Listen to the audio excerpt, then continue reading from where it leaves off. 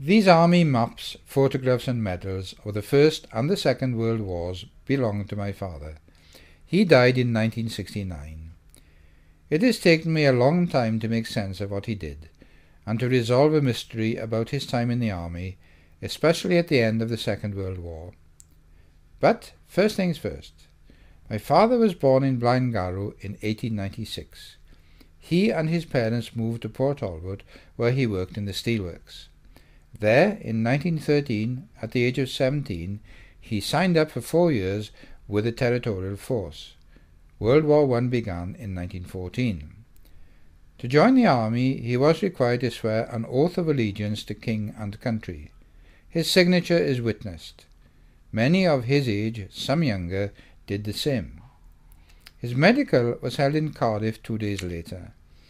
His inspection report shows his age and height, and that he can breathe and see. He is declared fit for the Territorial Force and for his service in the 7th Cyclists Battalion Welsh Regiment.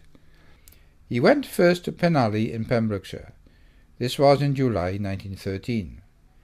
He was embodied when war was declared on 5th of August 1914. He moved about a bit after that, and in 6 months he was promoted to Lance Corporal, and in April 1916 a Corporal. Then his war in France started. His record shows that on 26th of July 1916 he sailed from Southampton and disembarked in Rouen. 1 week later he is attached to the South Lancashire Regiment in the field. Where he went from Rouen in this first visit to France is not recorded. His rank changed temporarily from corporal to private on embarkation, and some days later he was promoted in the field to corporal. He served for a year in France with the South Lancashire Regiment as part of the British Expeditionary Force, and returned in January 1917, presumably because he was recommended as a candidate for a temporary commission.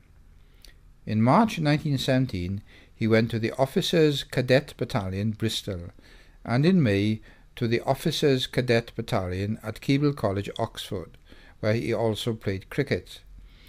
He was commissioned as a temporary second lieutenant in the Welsh Regiment, and was back in France by July 1917. The following year, on 8th of November 1918, he was mentioned in a dispatch by Field Marshal Sir Douglas Haig.